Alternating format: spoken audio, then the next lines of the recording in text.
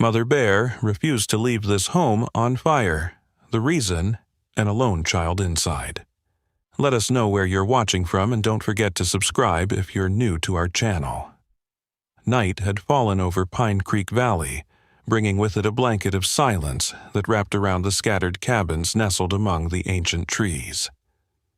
The Harrison family's small wooden home stood at the edge of the forest, its windows dark except for one, the soft glow from 5-year-old Emma's nightlight as she slept peacefully, unaware that her parents had rushed to the hospital with her grandmother just an hour ago. No one noticed the first tendril of smoke curling from beneath the old kitchen stove. No one heard the quiet pop of aged wiring finally giving way. No one saw the tiny ember that landed on the frayed kitchen rug, slowly growing from orange speck to hungry flame. In the nearby woods, a large brown bear named Luna by local rangers moved quietly through the underbrush with her young cub. She paused, lifting her nose to the wind, catching a scent that made her muscles tense. Smoke. Fire. Danger. Every instinct told her to turn away, to lead her cub deeper into the safety of the forest. But then she caught something else, something that made her hesitate. A human scent, small and sweet, mixed with the acrid smoke. Luna had encountered humans before, had learned to avoid their loud voices and strange contraptions. Yet something about this particular scent triggered an unfamiliar feeling deep within her, a feeling that pulled her toward the growing glow of orange light through the trees. The wind shifted, carrying a sound, faint but unmistakable. A child's cough. Luna's cub whimpered, tugging at her fur. The flames growing brighter through the trees promised only death. Every natural law commanded her to flee. But Luna couldn't move away. Instead, she took one hesitant step toward the burning cabin, then another, drawn by a force stronger than fear. No one would have expected what happened next. No one would have believed it possible. The kitchen was fully engulfed now, flames climbing the wooden walls with frightening speed. The heat shattered a window, allowing dark smoke to billow into the night sky. The noise finally penetrated Emma's dreams, pulling her from sleep with a frightened gasp. "Mommy!" she called, her small voice barely audible over the roaring flames. No answer came. Emma slipped from her bed, her favorite stuffed rabbit clutched tightly against her chest. The doorknob burned her hand when she tried to open it, making her cry out in pain. Smoke poured beneath the door, filling her small lungs and making her cough violently. Outside, Luna circled the burning cabin, her powerful muscles coiled with tension.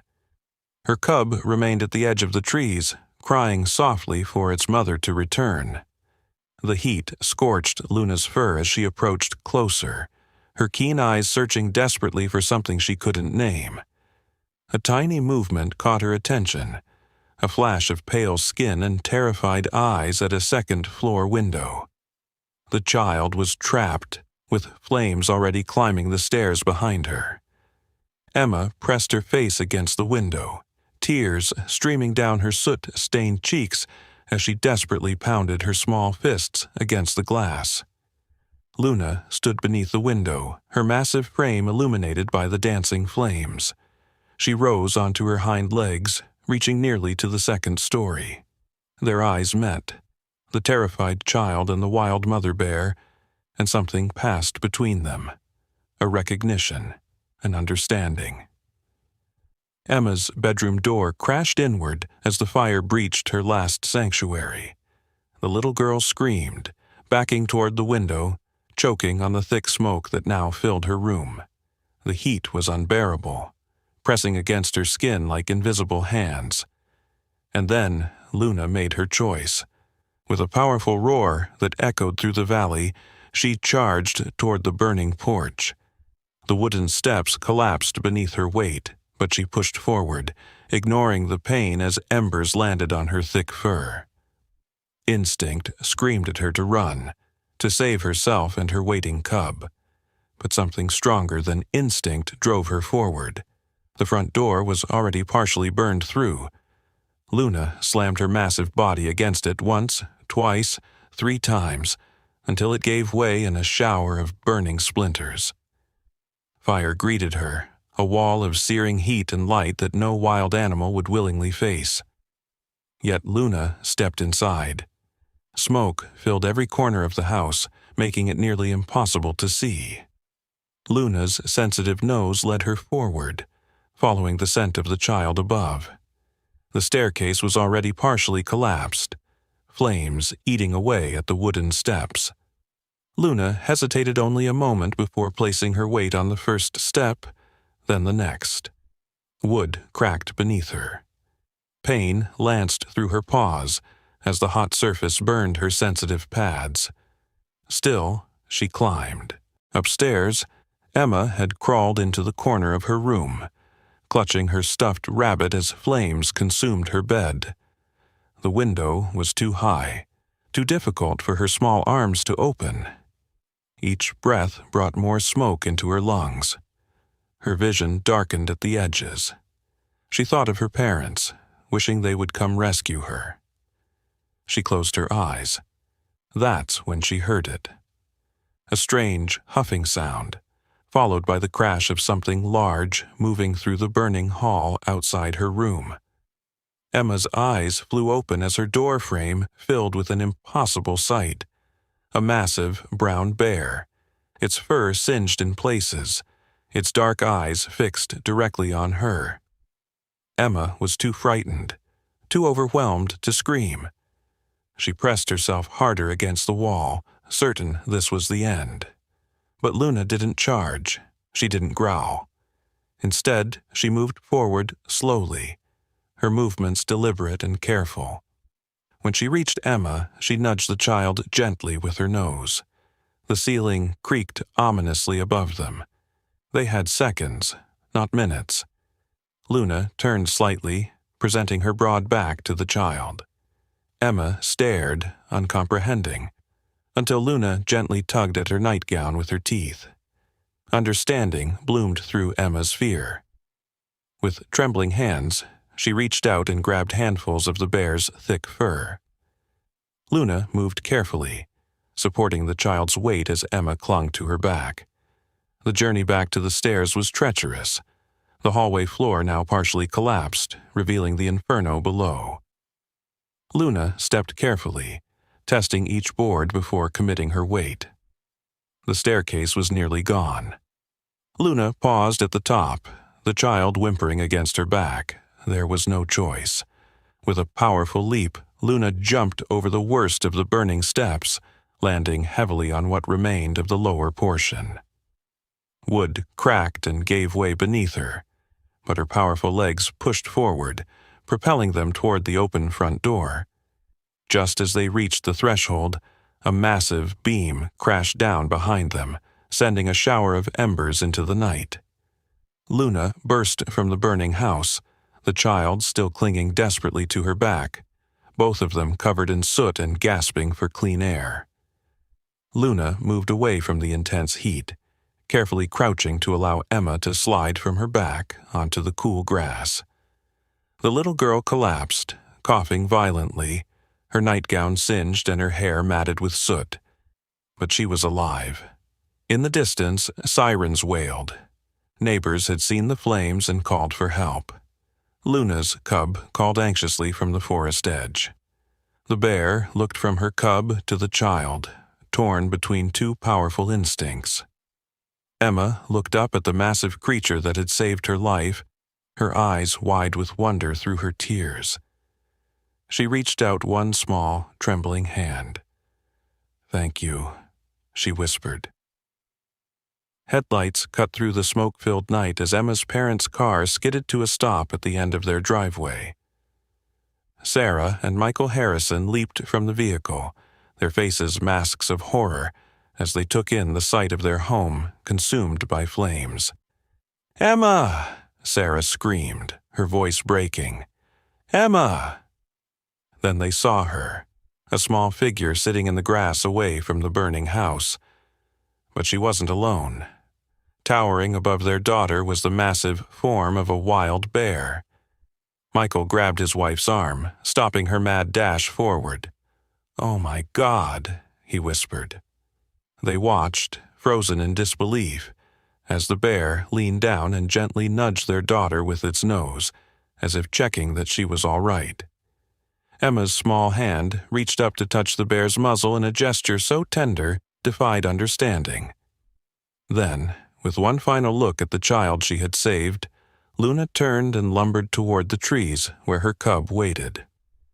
She paused at the forest's edge, looking back one last time at the burning house, at the child now being swept into her parents' arms, at the approaching flashing lights of fire trucks and ambulances. Sarah and Michael clutched Emma between them, sobbing with relief as they checked her for serious injuries. Through her tears, Emma pointed toward the retreating bear. "She saved me, Mommy," she said, her voice hoarse from smoke. "The bear lady carried me out." The adults exchanged bewildered glances, assuming shock and fear had confused their daughter, but Emma knew what she had experienced. As paramedics wrapped her in a blanket and placed an oxygen mask over her face, she kept her eyes fixed on the spot where Luna had disappeared into the forest. News of the event spread quickly through Pine Creek Valley. Forest rangers investigated the strange story, finding large paw prints inside what remained of the burned house. They discovered bear fur on the remnants of the staircase and Emma's clothing. The impossible had happened. In the weeks that followed, Emma drew picture after picture of her bear. She insisted on keeping a scorched, stuffed rabbit, the one she had been clutching when Luna found her, even though her parents offered to buy her a new one. "The bear lady might not recognize me without it," she explained seriously. Wildlife experts and psychologists came to interview the family. Some suggested that Emma had crawled out herself and imagined the bear in her traumatized state. Others proposed that the bear had entered the house seeking food and accidentally helped the child. Few could accept the simplest explanation, that something profound had occurred that night, something that transcended natural laws and species boundaries. 3 months after the fire, the Harrison family moved into a new home, built farther from the forest's edge. Emma's room faced the woods, at her insistence. Each night, she placed her treasured scorched rabbit on the windowsill. "In case she comes to visit," she told her parents. Michael and Sarah exchanged worried glances but said nothing. How could they explain the complexity of wild animals to a child who believed with absolute certainty that one had saved her life? Then came the morning when Emma rushed into the kitchen, her eyes wide with excitement. "She came," she exclaimed. "The bear lady was outside my window." Michael humored his daughter, following her to her bedroom. He expected to find nothing, perhaps a deer or raccoon tracks at most. Instead, he found himself staring at unmistakable bear prints in the soft earth beneath Emma's window, and beside them, smaller prints, a mother and cub. On the windowsill, Emma's scorched rabbit had been moved, turned to face the forest. Park rangers set up cameras near the Harrisons' new home, hoping to identify the bear that seemed drawn to the family. They captured footage of Luna and her growing cub passing near the house every few weeks, always keeping a respectful distance but always following the same path, one that took them past Emma's window. Scientists studied the footage, baffled by behavior that contradicted everything known about wild bears. They developed theories about unusual bonding mechanisms and interspecies recognition patterns. They published papers and held conferences. But Emma understood something the scientists couldn't quantify. On her 7th birthday, sitting on her father's shoulders at the forest edge, watching from a safe distance as Luna and her cub foraged for berries, she whispered, "She remembers me because I remember her." Sarah, overhearing, knelt beside her daughter. "What do you mean, sweetheart?" Emma's answer was simple but profound. The bear lady knew I was somebody's baby, just like her cub. Mommies save babies, that's just what they do. The rangers eventually named the unusual bear pair Luna and Star in their tracking records, but to the locals of Pine Creek Valley, they became known simply as Emma's Angels. Years passed. Emma grew from a curious child into a thoughtful teenager. The story of her rescue became something of a local legend, retold around campfires and in school projects about local wildlife. Some believed it, some didn't.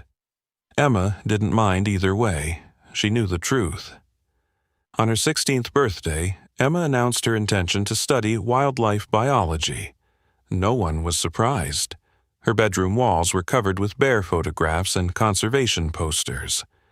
Where other teenagers had posters of celebrities, Emma had maps showing bear migration patterns. Luna was older now, her movements slower, her fur graying around the muzzle. Her cub had grown and left to establish its own territory, as nature intended. But still, every few weeks, the aging bear would make her way past the Harrison home, pausing briefly near Emma's window before continuing on her way. The last time Emma saw Luna was the night before she left for college. Unable to sleep with the excitement and anxiety of her impending departure, she stood at her window, gazing out at the forest she had come to love. A movement caught her eye, the familiar silhouette of a bear, standing at the edge of the trees. Emma stepped outside, ignoring her parents' long-standing rule to never approach the bears. She kept her distance. She wasn't foolish, but close enough to speak softly. "I'm leaving tomorrow," she told Luna, feeling only slightly silly for talking to a bear. "I'm going to learn how to help animals like you. Because of you." Luna watched her with those intelligent dark eyes, the same eyes that had found Emma in a smoke-filled room 11 years earlier. Then, with what seemed like deliberate slowness, the bear raised her head toward the star-filled sky and released a soft, rumbling sound. Not a roar, not a growl, but something uniquely hers. A goodbye. 20 years later, Dr. Emma Harrison stood before an auditorium filled with conservation scientists and wildlife advocates. Behind her, a large screen displayed the title of her groundbreaking research, Cross-Species Empathy, Redefining Our Understanding of Animal Consciousness. The conventional wisdom has always been that animals operate solely on instinct, Emma began, her confidence born from years of fieldwork and research. But my work suggests something more complex is at play. Animals, particularly mammals with complex social structures, demonstrate behaviors that can only be described as empathy, compassion, and even self-sacrifice. She clicked to the next slide, showing a photograph of an aging female bear. "This is Luna, the bear who pulled me from a burning building when I was 5 years old. Conventional science said this was impossible, that I imagined it, that it was coincidence, that wild animals don't risk their lives for human children." Emma smiled, touching the small stuffed rabbit pin on her lapel, a replica of her childhood toy, now too fragile to wear. "Luna taught me that we have only scratched the surface of understanding animal consciousness. My research team has documented hundreds of cases of interspecies intervention. Dolphins supporting drowning humans, elephants protecting injured antelope from predators, primates adopting orphaned animals of different species. These aren't anomalies or coincidences. They represent a fundamental truth we have been too arrogant to see." She paused, looking out at the audience. "Animals know more, feel more, and understand more than we have given them credit for. And it's time we started listening to what they've been trying to tell us." After the standing ovation, after the questions and congratulations, Emma stood alone on the balcony of the conference center. The facility bordered a national forest, one of the reasons she had chosen it for her presentation. In the gathering dusk, she watched the tree line, not really expecting anything but hoping nonetheless. Luna had passed years ago, her remains found and respectfully buried in a quiet ceremony attended by the Harrison family and several park rangers who had monitored the remarkable bear throughout her life. Movement caught Emma's eye, a large shape emerging from the trees. Not Luna, of course, but another bear, watching the human with cautious curiosity. Around its neck was a research collar with a familiar frequency, one of Luna's grandcubs, part of Emma's long-term study. The bear stood watching her for a long moment before turning back toward the forest. As it disappeared among the trees, Emma smiled, knowing with absolute certainty that some connections transcend explanation, that some stories never truly end, and that sometimes the most profound lessons come from the most unexpected teachers. In that moment, she was 5 years old again, riding to safety on the back of a mother bear who had no reason to save her, except that she did. The international recognition following Dr. Emma Harrison's groundbreaking presentation opened doors previously closed to her research team. Funding poured in, allowing Emma to establish the Luna Wildlife Consciousness Institute in the rolling hills adjacent to Pine Creek Valley. The state-of-the-art facility combined research laboratories with vast natural habitats where animals could be studied without the constraints of traditional captivity. Emma's office overlooked the largest of these habitats, a carefully constructed forest environment where orphaned bear cubs were rehabilitated before being released back into the wild. Through the floor-to-ceiling windows she could see Orion, a 3-month-old black bear cub whose mother had been killed by poachers, playfully climbing a fallen log under the watchful eyes of caregivers. "He's getting stronger every day," said Dr. Marcus Chen, Emma's chief research partner and husband of 7 years. He placed a cup of steaming tea on her desk and rested his hand on her shoulder. The latest brain scan showed increased activity in his emotional processing centers when we played the recordings. Emma nodded, taking a sip of the fragrant tea. The recordings were part of their most controversial research, audio of human children in various emotional states, laughing, crying, calling for help. The bear's neurological responses to these sounds were remarkably similar to their responses to distress calls from bear cubs. "The review board is still hesitant about the wilderness tests," Marcus said, settling into the chair across from her desk. "They're concerned about liability issues." Emma understood their concerns. The wilderness tests involved creating controlled scenarios in remote locations, situations where carefully monitored animals might encounter humans apparently in distress. The safety protocols were exhaustive, but the ethical questions remained complex. "We have 13 documented cases of spontaneous animal intervention now," Emma said, swiveling her computer screen to show Marcus the latest data. A wolf in Yellowstone that led hikers to an injured child.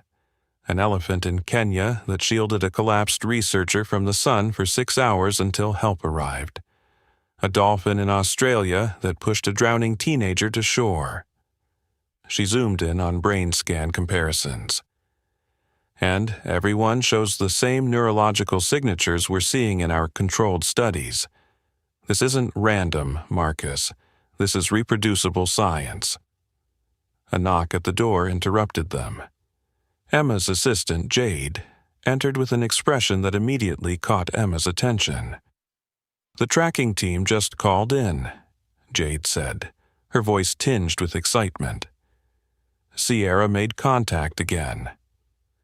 Emma and Marcus exchanged meaningful glances.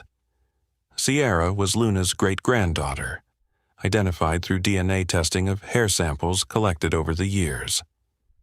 The massive female bear had been born wild, but seemed to share her ancestors' unusual interest in the human world, particularly in Emma's research facility. "Where?" Emma asked, already reaching for her coat. "The North Observation Point, about 20 minutes ago. She has 2 cubs with her this time." Within the hour, Emma and Marcus were carefully positioned in a camouflaged observation blind half a mile from where Sierra had been spotted. The specialized structure was designed to block human scent while allowing for close observation and recording. Through high-powered binoculars, Emma watched as the magnificent bear led her cubs through a clearing, pausing occasionally to sniff the air. "She's heading directly toward the facility again," Marcus whispered, making notes on his tablet. "That's the third time this month. It can't be coincidence." Emma adjusted her binoculars, focusing on Sierra's eyes, so much like Luna's had been. "Intelligent, aware, purposeful. She knows we're here," Emma said softly. "She's making a choice to be seen." As if hearing her words, Sierra suddenly stopped and turned her massive head directly toward their blind. The bear rose onto her hind legs, towering nearly 8 feet tall, and stared at their location with unnerving accuracy. Marcus froze. "That's impossible. The blind completely masks our—" "She's not using scent," Emma interrupted, a strange calm settling over her. "She's using something else."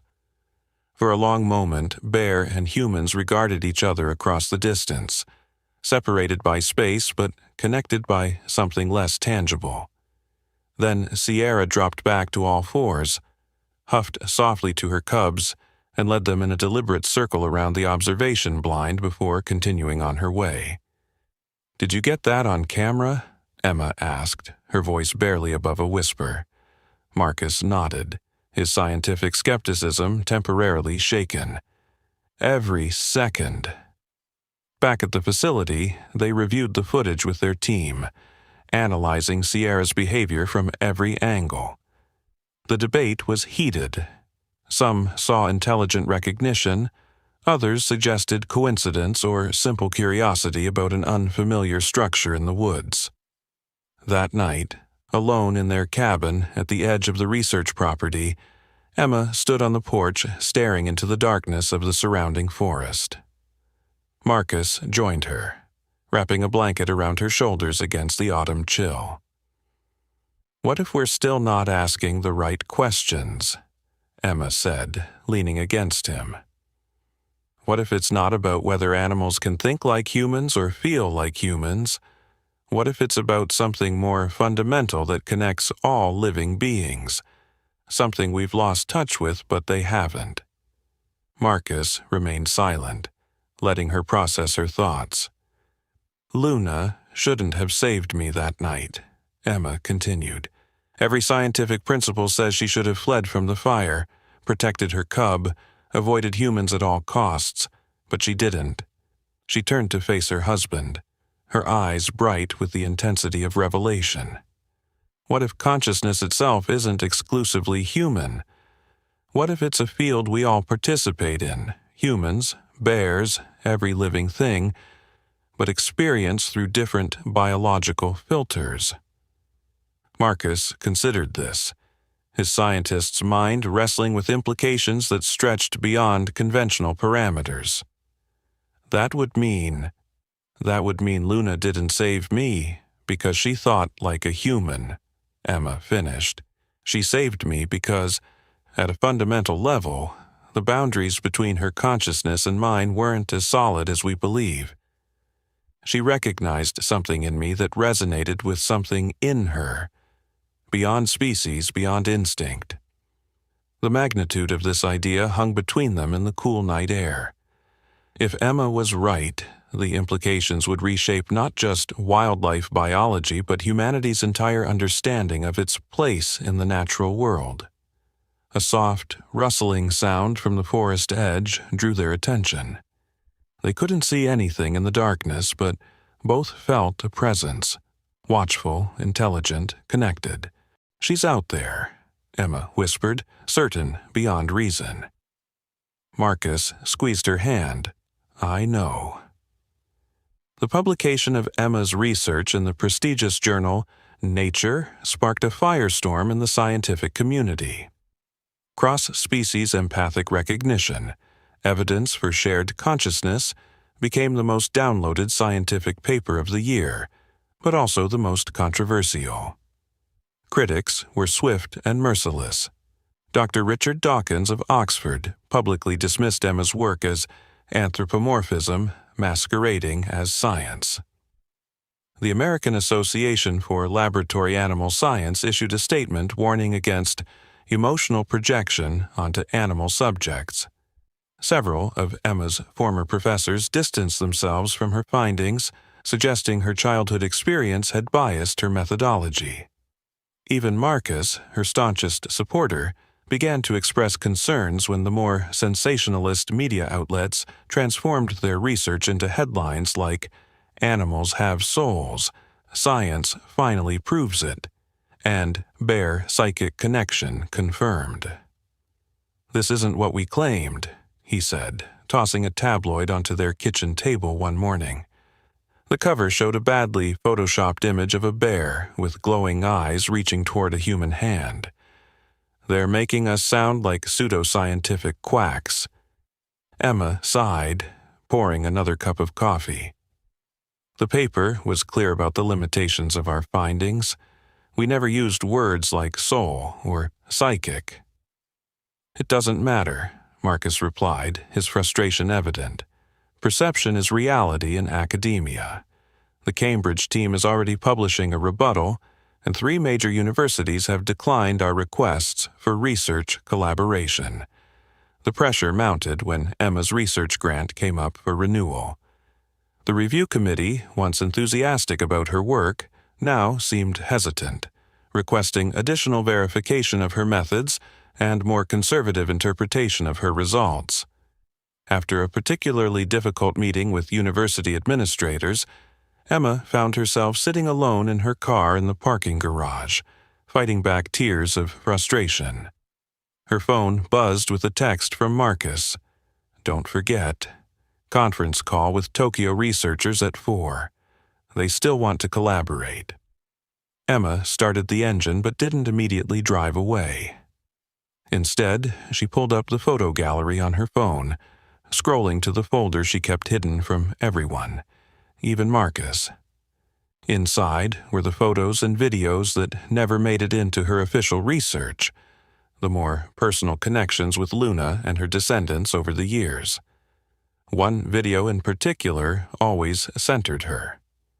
Taken on her father's phone when Emma was 10, it showed her sitting cross-legged at the edge of their property, reading aloud from a children's book. In the background, partially obscured by foliage but unmistakably present, Luna and her then adolescent cub listened, their postures relaxed, their attention focused on the small human and her story. The file was time-stamped and geotagged, indisputable evidence of behavior that defied conventional wildlife biology. Yet Emma had never included it in her research. Some connections were too personal, too profound to subject to scientific dissection. She put her phone away and drove home, her determination renewed. The scientific establishment might question her conclusions, but she knew what she had experienced, what she continued to experience in her work with bears and other mammals. The data supported her, even if the scientific paradigm wasn't ready to shift. At home, she found an unexpected visitor waiting in the driveway, Dr. Elizabeth Woodward, the renowned primatologist whose work with bonobo communication had revolutionized understanding of ape cognition. "Your security is terrible," Elizabeth said by way of greeting, extending her hand. "I've been sitting here for 20 minutes, and no one asked why a stranger was lurking outside your house." Emma smiled despite her exhaustion. She had admired Elizabeth's work for years, but had never met her in person. "Our security is 4-legged and currently tracking you very effectively," she replied, nodding toward the tree line where a research station monitored wildlife movements around their property. Elizabeth raised an eyebrow, impressed. "I came because I read your paper. The methodology is sound, the data compelling. But more importantly, it aligns with observations I've been documenting for decades but haven't had the courage to publish." She reached into her bag and pulled out a thumb drive. 30 years of field notes, videos, and data on cases of bonobos, chimpanzees, and gorillas, exhibiting what can only be described as empathy and altruism toward species that are neither kin nor potential mates, behaviors that offer no evolutionary advantage under current theoretical frameworks. Emma stared at the small device, understanding its significance. "Why are you sharing this with me? My reputation is already established," Elizabeth interrupted. "I can afford to be controversial at this stage of my career. More importantly, I'm 76 years old, and I'd like to see this paradigm shift before I die." She pressed the thumb drive into Emma's hand. "You're not alone in this, Doctor Harrison. There are more of us than you realize. Scientists who have seen things in the field that don't fit neatly into current theories of animal behavior." That night, Emma and Marcus stayed up until dawn reviewing Elizabeth's files. The evidence was compelling. Hundreds of documented cases of great apes intervening to help other species, including humans, in distress. One particularly striking video showed a female gorilla rescuing a child who had fallen into her zoo enclosure, protecting the unconscious boy from other gorillas, and gently carrying him to where zookeepers could retrieve him. "This changes everything," Marcus whispered as the sun began to rise. With Elizabeth's support and this additional data, Emma nodded, a new strategy forming in her mind. "We need to bring these researchers together. Everyone who's been documenting these anomalies in isolation. A conference, invitation only, focused specifically on cross-species empathy and consciousness." 6 months later, the first International Symposium on Cross-Species Consciousness convened at Emma's research facility. 42 researchers from 17 countries presented evidence of animals exhibiting behaviors that defied conventional explanations. Elephants mourning human caretakers, dolphins repeatedly saving swimmers from shark attacks, a lioness adopting orphaned antelope calves in the wild.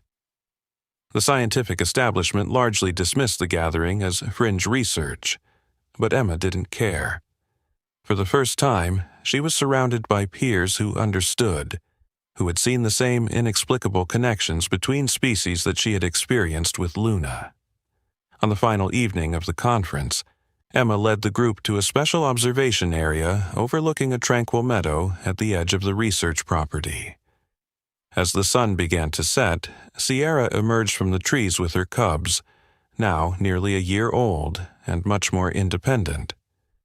The massive bear paused at the edge of the meadow, looking directly at the gathered researchers. "She's been coming at sunset every day of the conference," Emma explained softly. "Always at the same time, always taking the same path through the meadow. She's never approached the building or shown any aggression." The scientists watched in awed silence as Sierra methodically moved around the perimeter of the meadow, close enough to be clearly visible but maintaining a respectful distance. When she reached the far side, she rose onto her hind legs, facing the observation area with unmistakable awareness of their presence. Dr. Woodward gasped softly. "She's showing herself deliberately," she whispered. "This is display behavior, intentional communication." Sierra remained upright for several seconds before dropping back to all fours and disappearing into the forest with her cubs. The gathered researchers erupted into excited discussion, their professional skepticism temporarily overwhelmed by what they had witnessed. Later that night, when the others had retired to their rooms, Emma returned to the observation deck alone. The meadow was bathed in moonlight, peaceful and still. She had no expectation of seeing Sierra again. The bear had already made her appearance for the day. Yet, as she stood there, breathing in the cool night air, a familiar silhouette emerged from the trees. Sierra, alone, this time without her cubs, walked slowly to the center of the moonlit meadow and sat, her massive form perfectly illuminated, her gaze fixed on Emma's position. For nearly 10 minutes they remained this way, human and bear, observer and observed, researcher and subject, though Emma knew these distinctions were dissolving with each encounter. Something profound was happening between them, something beyond her scientific training to fully articulate. Finally, Sierra rose and returned to the forest. But before disappearing completely into the shadows, she paused and looked back one final time. A gesture so reminiscent of Luna's farewell 20 years earlier that Emma felt tears spring to her eyes. In that moment, she understood with absolute clarity that her life's work had never really been about proving animal consciousness to the scientific establishment. It had been about honoring a debt to a bear who had seen past the boundaries of species to recognize a child in danger, and who had passed that recognition down through generations of her descendants. The science would follow eventually. The data would accumulate until it could no longer be dismissed. But the truth had already been revealed to Emma long ago, in the smoke-filled bedroom of a burning house, when a mother bear had made a choice that no theory of natural selection could explain. The morning after the conference concluded, Emma was awakened by an urgent call from the facility's security team. During the night, someone had broken into the research building and accessed the main computer servers. The surveillance cameras had been disabled with surprising expertise, and the intruders had left almost no trace of their presence. "What did they take?" Emma asked, rushing through the main laboratory with Marcus and the head of security. "That's the strange part," replied Diane Foster, their head of cybersecurity. "They copied research data, but they didn't take anything physically. No equipment, no samples, nothing tangible." "Which data specifically?" Marcus asked, his concern evident. Diane pulled up a log on her tablet. "Everything related to the neural mapping studies, particularly the comparative brain scan showing emotional response patterns across species. They also downloaded all the tracking data for Sierra and the other monitored bears." Emma felt a chill that had nothing to do with the morning air. Someone wanted her research badly enough to commit felony breaking and entering, but why? The answer came 3 days later, when Emma received a call from an unlisted number. The man on the line identified himself only as Dr. Reynolds, claiming to represent a private research foundation with interests aligned with Emma's work. "We apologize for the unorthodox method of acquiring your data," the voice said, smooth and unapologetic. "But after your organization declined our official requests for collaboration, we were forced to pursue alternative approaches." "You committed a crime," Emma replied coldly. "I've already filed a police report." "A report that will go nowhere," Reynolds countered.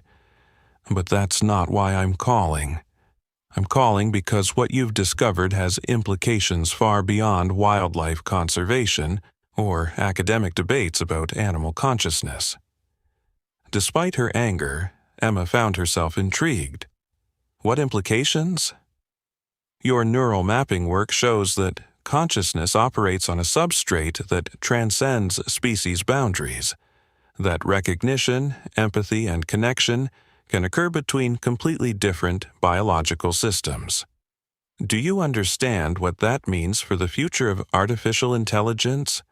For the possibility of communication with non-human intelligence, whether terrestrial or otherwise?" Emma realized with growing unease where this was heading. "You're with the military research division that approached us last year, the one developing autonomous combat systems." "Our interests are more diverse than that," Reynolds replied, neither confirming nor denying. "But yes, understanding how consciousness operates across biological boundaries has significant defense applications.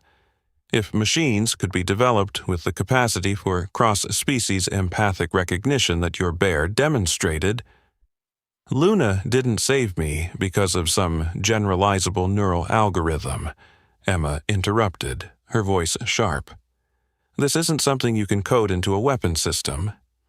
Perhaps not yet, Reynolds conceded.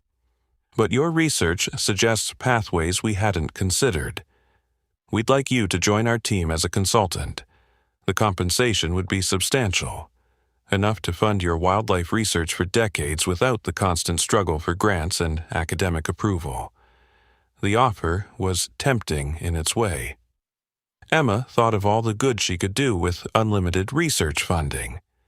The conservation projects she could support, the habitats she could help protect, but the cost was too high.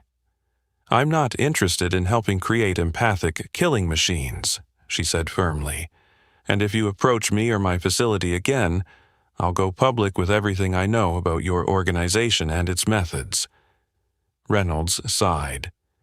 That would be unfortunate for all concerned, Doctor. Harrison, your research truly is groundbreaking. Think about our offer. The door remains open. The line went dead, leaving Emma with a deep sense of foreboding. She had anticipated skepticism from her scientific peers, even ridicule. She hadn't anticipated that her work might have applications beyond her field. Applications that could be weaponized. That evening, Emma called an emergency meeting with her core research team. She explained the situation without hiding her concerns, then looked around at the faces of people who had dedicated their careers to understanding and protecting wildlife. We need to make a decision, she said. We can continue publishing openly and risk having our work co-opted for purposes we never intended. Or we can become more selective about what we publish and who has access to our complete findings. The debate was intense. Some team members argued that scientific knowledge belonged to humanity and should never be withheld. Others pointed out that the history of science was filled with discoveries that had been weaponized against their discoverers' wishes. There's a third option, said Dr. Nadia Patel, their neurobiologist. We focus our research specifically on the aspects of cross-species consciousness that promote empathy, cooperation, and mutual recognition, but deliberately avoid the neural mapping techniques that could be adapted for machine learning or AI development. Self-censorship, Marcus said, frowning. Ethical boundaries, Nadia corrected. Every scientific field has them. The discussion continued late into the night, but by morning, a consensus had emerged. The Luna Institute would continue its research into cross-species consciousness, but would shift its focus toward applications in conservation, habitat protection, and improved human-wildlife coexistence. The neural mapping studies would be suspended indefinitely. It was a difficult decision for Emma, who believed deeply in the pursuit of knowledge for its own sake. But when she walked through the rehabilitation area later that day, watching Orion and the other rescued cubs exploring their environment with curiosity and increasing confidence, she knew it was the right choice. Some knowledge came with too great a responsibility to be shared indiscriminately. Luna had taught her that consciousness created connection, and connection created obligation. She would honor that obligation, even if it meant limiting the scope of her scientific ambitions. What she didn't yet realize was that elsewhere in the world, others had already begun pursuing the applications that she had rejected, with consequences that would eventually bring her face to face with the darkest implications of her research. 2 years passed. The Luna Institute flourished, focusing on practical applications of Emma's research to wildlife conservation and human-animal conflict resolution. Their innovative techniques for redirecting predator behavior away from human settlements had reduced bear-human conflicts in the region by nearly 70%. The neural monitoring program for rehabilitated cubs showed promising results in preparing them for successful reintroduction to the wild. Sierra and her cubs became regular visitors to the meadow observation area, sometimes accompanied by other bears, a development that both thrilled and puzzled the research team. It was as if knowledge of the safe observation zone was being communicated through the local bear population. Emma's academic reputation began to recover as her more practical work gained recognition. While the theoretical aspects of her research on shared consciousness remained controversial, her successes in applied conservation were undeniable. Then, on a crisp autumn morning, Emma received an urgent call from Dr. Elizabeth Woodward. The elderly primatologist's voice was tight with concern. "Have you seen the announcement from GenCore Biosystems?" she asked without preamble. Emma hadn't. She'd been in the field since dawn, monitoring Sierra's newest cubs as they learned to fish in the facility's rehabilitation stream. They're announcing a breakthrough in cross-species neural interface technology next week, Elizabeth continued. The press release mentions building on recent discoveries in wildlife neurobiology to create the first functional communication bridge between human and non-human consciousness. Emma felt the blood drain from her face. GenCore. They're the biotech division of the same military contractor that broke into your facility 2 years ago, Elizabeth confirmed grimly. They've been very quiet about their research until now, but this announcement suggests they've succeeded where you deliberately stopped. The implications were chilling. Emma had suspended her neural mapping research specifically to prevent this kind of application. If GenCore had developed technology based on her stolen data that could interface directly with animal consciousness. "We need to see what they've actually developed," Emma said, her mind racing. The press release could be exaggerated. "I've already thought of that," Elizabeth replied. "The announcement is being made at the International Tech Summit in San Francisco next week. I've arranged press credentials for you through my foundation. You can attend the demonstration anonymously." 6 days later, Emma sat in the back row of a packed auditorium at the Moscone Center, her press badge identifying her as a representative of the Woodward Wildlife Foundation.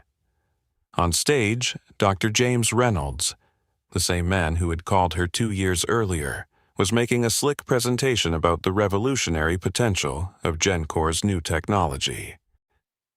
"For centuries, humans have wondered what animals are thinking," Reynolds told the enthusiastic crowd. "Today, we're taking the first step toward actually finding out." A video began playing on the massive screen behind him, showing a laboratory setting where a chimpanzee sat calmly, wearing what appeared to be a specialized headset. A researcher wearing a similar device sat across from the chimp. "What we're witnessing is the world's first direct neural communication between human and non-human primate," Reynolds narrated as the video continued. "Our proprietary technology translates neural patterns across species, allowing for basic but meaningful exchange of emotional states and simple concepts." In the video, the chimp made a series of gestures, and text appeared on a monitor. "Fruit, want, now." The researcher nodded and reached for a banana. The chimp took it and made another gesture. New text appeared. "Good, human friend." The audience erupted in applause. Emma remained motionless, her heart pounding. The technology was crude, essentially a more advanced version of existing systems that translated neural activity into text. But the implications were exactly what she had feared. Direct manipulation of communication pathways between species. Reynolds continued, his voice smooth with practiced conviction. Initial applications include improved wildlife management, reducing human-animal conflicts, and enhanced training techniques. But the long-term potential is virtually limitless. Imagine communicating directly with endangered species to better understand their needs. Imagine working collaboratively with highly intelligent animals like dolphins or elephants. He paused for effect. Or imagine military and law enforcement applications. Communication with tactical animals that can access areas humans cannot. performing reconnaissance or search and rescue with unprecedented coordination. Emma had heard enough. This was precisely the weaponization of cross-species communication she had feared. She slipped out of the auditorium and found a quiet corner to call Marcus. "It's worse than we thought," she told him. "They're marketing it as a communication device, but the military applications are front and center. They're already calling it a breakthrough, but I can see the flaws from here. They're forcing simplified human language patterns onto non-human neural structures." "Can you challenge them?" Marcus asked. "Publicly question their methods?" Emma considered this. "Not without revealing my identity and potentially facing legal action for the very public accusation that they stole our research. And their technology is just close enough to working that most people won't understand the profound ethical issues." She rubbed her temples, feeling the beginning of a headache. "The worst part is that they're right about the basic concept. Cross-species communication is possible. I've experienced it firsthand with Luna and Sierra, but it doesn't work through imposed language structures and neural interfaces. It works through genuine connection, through recognition of shared experiences and emotions." As she ended the call, Emma noticed a man watching her from nearby, one of Reynolds' assistants from the presentation. Before she could move away, he approached her. "Dr. Harrison," he said quietly. "Doctor, Reynolds would like to speak with you privately." Emma considered refusing, then realized this might be her only chance to understand exactly what GenCore had developed, and perhaps find a way to counter it. Reynolds was waiting in a small conference room off the main exhibition hall. He smiled when she entered, gesturing to a chair across from him. "I'm glad you could attend our presentation," he said. "Though I admit, I'm surprised you used an alias." "I'm not here to collaborate," Emma replied coldly. "I'm here to understand what you've done with my stolen research." Reynolds shrugged, unapologetic. "We pursued a direction you chose to abandon. The results speak for themselves." "Do they?" Emma challenged. "I saw a chimpanzee trained to produce signals that your system translates into simplistic text. That's not cross-species communication. It's a fancy version of techniques animal researchers have been using for decades." "It's merely the public demonstration version," Reynolds replied. "The classified systems are considerably more advanced. But that's not really why I wanted to speak with you." He leaned forward, his expression suddenly serious. "We've encountered anomalies in our field tests that align with your more theoretical work on shared consciousness fields. Effects we can't explain through conventional neurobiology." Despite herself, Emma was intrigued. "What kind of anomalies?" "Subjects influencing each other without the interface technology active. Long-distance effects that shouldn't be possible. And most interestingly, specific animals seeking out our research facilities, approaching our testing areas instead of avoiding them." Emma felt a chill run through her. The behavior he was describing sounded eerily similar to Sierra's regular appearances at their observation meadow. "We believe you've discovered something far more significant than even you realize," Reynolds continued. "Not just cross-species empathy, but a fundamental property of consciousness itself, one that operates independently of our current understanding of physical limitations. We want you to help us understand it." Emma studied him carefully. "Why would I help you weaponize that understanding?" "Because if you don't help us understand it properly, we'll continue developing applications based on incomplete understanding, with potentially unforeseen consequences." His eyes met hers directly. "You've experienced something profound with these bears, Doctor Harrison. Something that changed the course of your life. Don't you want to understand what really happened that night?" The question struck at the heart of Emma's decades-long quest. Despite all her research, despite all she had learned about animal cognition and behavior, the fundamental mystery remained: why had Luna saved her? What connection had formed between them that defied natural law and scientific explanation? For a brief moment, Emma was tempted by Reynolds' offer: access to resources and technology that might finally answer the question that had defined her life.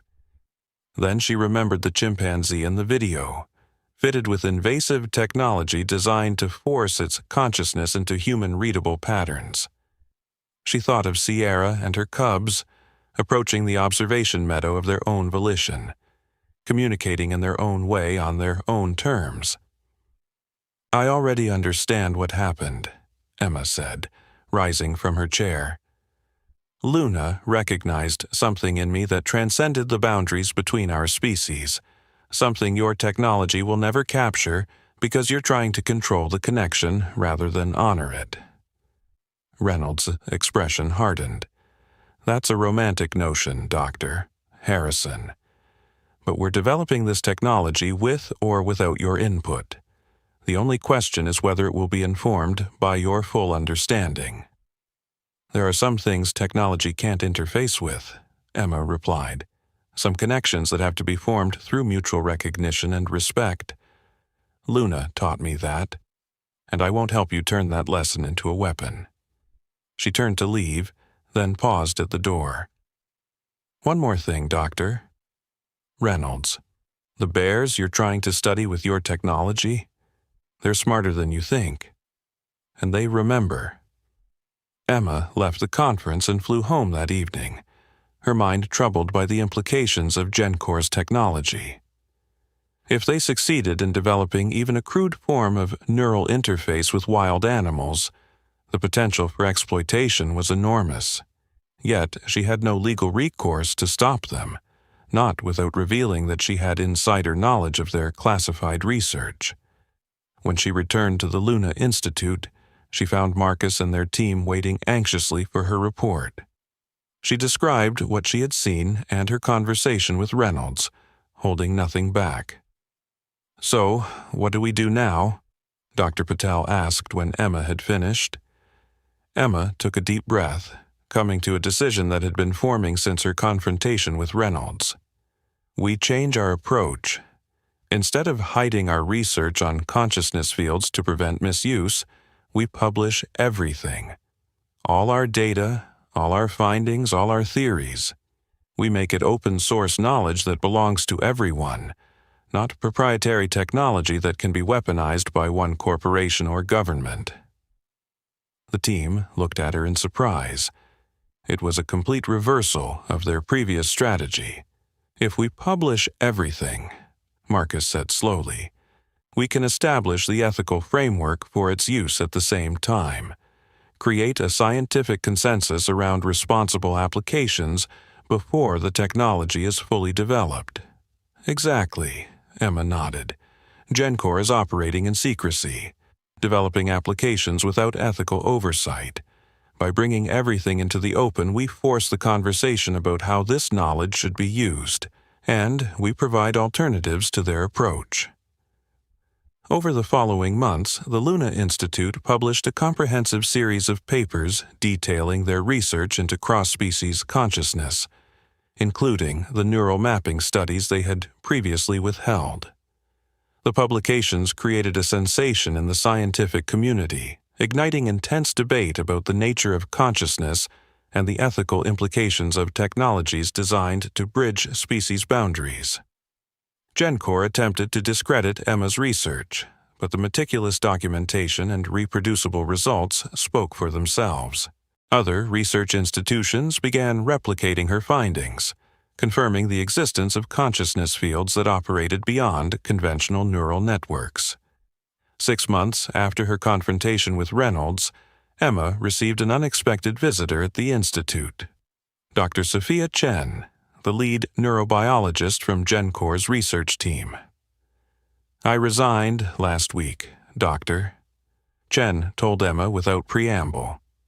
"After reading your papers, I couldn't continue with the direction our research was taking." She handed Emma a thumb drive. This contains documentation of animal welfare violations in GenCore's testing facilities, along with evidence that they deliberately used your stolen research data. I've already sent copies to the appropriate authorities, but I thought you should have this as well.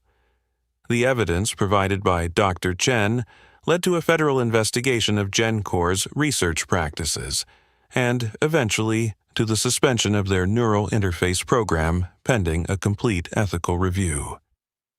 Reynolds was removed from his position, though the company itself continued operating with modified research protocols.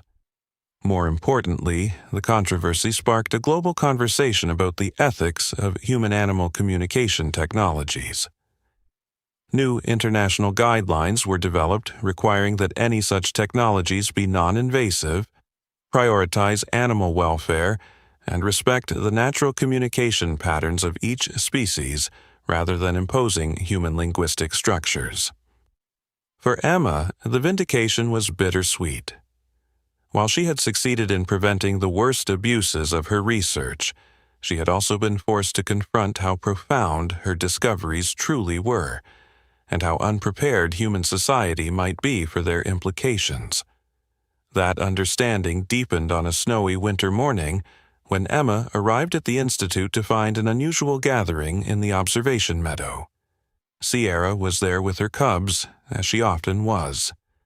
But this time, she was accompanied by 7 other adult bears, including 2 black bears that weren't even from the same species.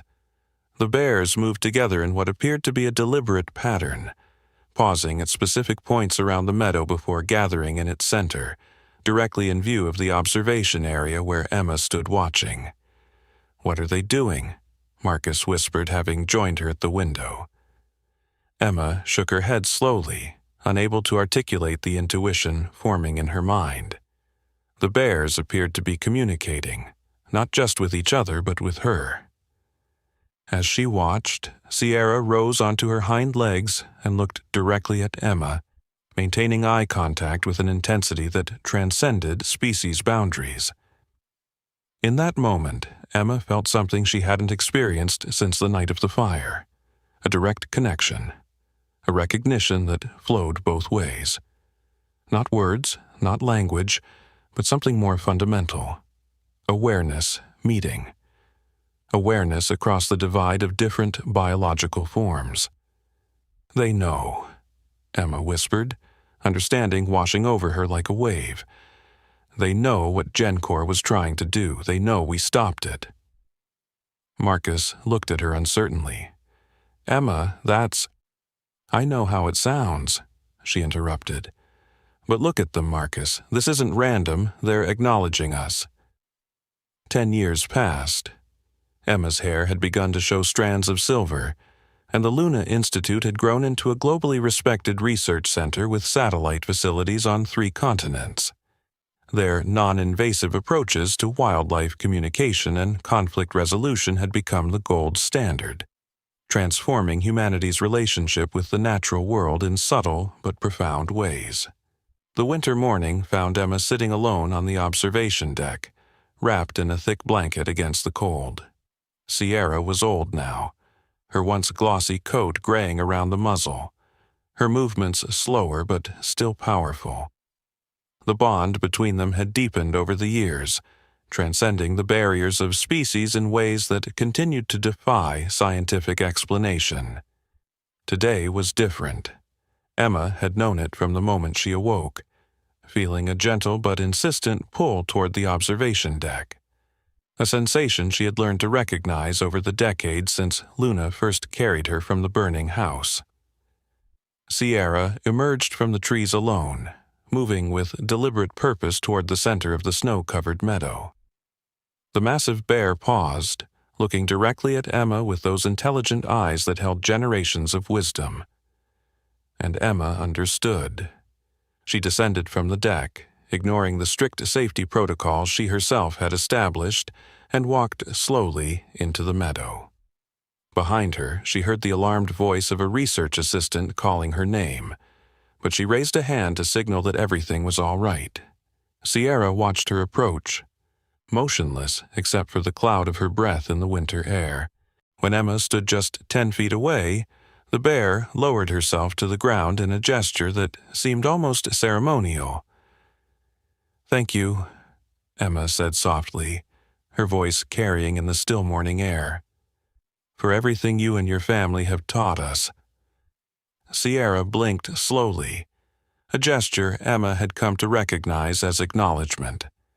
Then the bear rose again, turning toward the forest with a final glance back at Emma that echoed Luna's farewell from decades ago. They both knew this was the last time they would meet. Sierra was reaching the end of her natural lifespan, and something in her posture, in the deliberate nature of this encounter, told Emma she had come to say goodbye. Emma watched as Sierra disappeared into the trees, tears freezing on her cheeks in the cold air. The cycle that had begun with Luna's impossible decision to save a human child was coming to its natural conclusion. Not with scientific papers or technological breakthroughs, but with this simple, profound exchange between two beings who had recognized something essential in each other. 3 weeks later, Sierra's tracking collar sent a final signal from deep within the most remote region of the forest. When the research team reached the location, they found her lying peacefully beneath an ancient pine tree, her body already being reclaimed by the wilderness she had inhabited with such dignity. Emma insisted on traveling to the site herself, despite the difficult terrain. Standing beside Sierra's massive form, she knelt and placed a hand on the bear's thick fur one last time. "We found her like this," the tracking team leader said quietly. "She chose this place deliberately. It's sheltered, peaceful." Emma nodded, too overcome with emotion to speak. As she rose to leave, she noticed something beside Sierra's body, a small, weather-worn object half buried in the forest floor. Brushing away the pine needles, Emma uncovered a scorched, barely recognizable remnant of cloth and stuffing. Her rabbit. The toy she had clutched during the fire. The one she had placed on her windowsill as a child. The one that had mysteriously disappeared years ago. Somehow, impossibly, Luna had found it, perhaps near the ruins of the original cabin, and the precious object had been passed down through generations of her family, a token of the connection between their lives. Emma held the tattered remnant to her chest, understanding at last the true nature of the bond that had defined her life's work. It had never been about neural pathways or consciousness fields or evolutionary anomalies. It had been about recognition. One living being seeing another across the seemingly uncrossable boundaries of species and choosing connection over separation, compassion over indifference. On a bright spring morning 5 years later, Dr. Emma Harrison stood before a gathering of researchers, conservationists, and government officials for the dedication of the Sierra Wildlife Corridor, a protected passageway of wilderness connecting 5 national parks and ensuring the safe migration of countless species for generations to come. At 70 years old, Emma's once dark hair had turned completely silver, but her eyes remained as sharp and perceptive as ever. She had retired from active research the previous year, passing leadership of the Luna Institute to her protege, Dr. Layla Dage, a brilliant young wildlife biologist whose own life had been saved by an elephant matriarch during a flash flood in Kenya. "We gathered today not just to dedicate a conservation project," Emma began, her voice strong despite her years. "We gathered to acknowledge a simple truth that took humanity too long to recognize. We are not separate from the natural world. We are part of it. One voice in a vast conversation that has been ongoing since life first emerged on this planet." She gestured to the majestic forest stretching behind her. "For most of human history, we believed ourselves to be alone in our consciousness, the only species capable of complex thought, emotion, and connection. We now know that was our blindness, not the truth of the world." Emma touched the small pendant hanging around her neck, a glass case containing a tiny scrap of the scorched rabbit, preserved as a reminder of where everything had begun. 45 years ago, a mother bear made a choice that defied every scientific expectation. She entered a burning building to save a human child who should have meant nothing to her. That choice set in motion a journey of discovery that has transformed our understanding of consciousness itself. She paused, looking out at the assembled crowd. We have learned that consciousness does not belong solely to humans, or even to what we call higher mammals. It flows through all living things, connecting us in ways we are only beginning to understand. The boundaries we perceived were illusions born of our limited perspective. A soft murmur rippled through the audience. A mix of scientists who had built careers on Emma's discoveries and skeptics who still questioned her more profound conclusions about the nature of consciousness.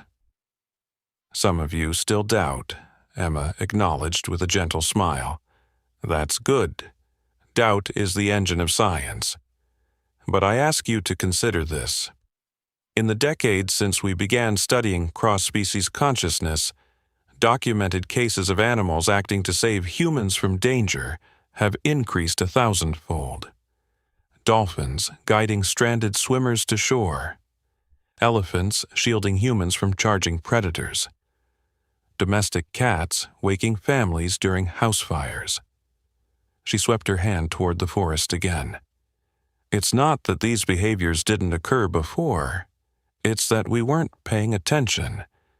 We explained them away as coincidence or anthropomorphism because they didn't fit our understanding of how the world should work. Emma's voice softened. Luna taught me to pay attention, and once I began truly seeing, I discovered that the world is far more connected, far more conscious, far more alive with recognition than we ever imagined. As she concluded her speech and the audience rose in applause, Emma noticed movement at the forest edge. A young female bear, Sierra's granddaughter, Echo, had emerged from the trees with her 2 cubs. The bear paused as if listening to Emma's words, then gently guided her cubs back into the protection of the forest. Few in the audience noticed this brief appearance, but Emma saw it for what it was. A continuation of the conversation that had begun in a burning cabin decades ago. A reminder that some connections transcend explanation, existing in the space between established science and yet to be discovered truth. That evening, as sunset painted the mountains in gold and crimson, Emma sat alone on the porch of her small cabin near the Institute grounds. The scorched rabbit pendant rested in her palm, a tangible link to the moment that had defined her life. From the nearby forest came the distant sound of a bear calling to its cubs, a low, huffing sound that carried on the evening breeze. Emma closed her eyes, listening not just with her ears but with something deeper, something that Luna had awakened in her all those years ago. And in that moment of perfect stillness, the boundaries between human consciousness and the vast, interconnected awareness of the natural world seemed to dissolve completely. Emma felt what she had glimpsed as a child in Luna's eyes, what she had spent a lifetime trying to articulate in scientific papers and research grants and conservation policies. We are not alone in our awareness. We never were. The true miracle wasn't that a bear had saved a human child from a fire. The true miracle was that we are all part of the same vast tapestry of consciousness. Different threads, different colors, but woven together into a single, magnificent whole. Emma opened her eyes, tucking the pendant back beneath her shirt, close to her heart.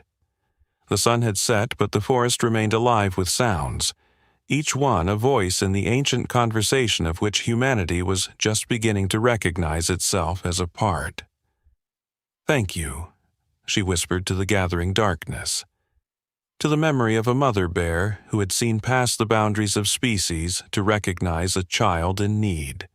to the generations of bears who had continued that recognition in their own way. In the distance, a bear called again, the sound echoing through the valley like an answer across time and space, across the artificial boundaries between species, between past and present, between what we know and what we have yet to discover. And in that wild voice, Emma heard the truth she had spent a lifetime learning. In a world of countless differences, it is recognition that binds us. In a universe of separation, it is connection that saves us. In the face of indifference, it is compassion that makes us truly alive. The conversation continues. We need only learn to listen.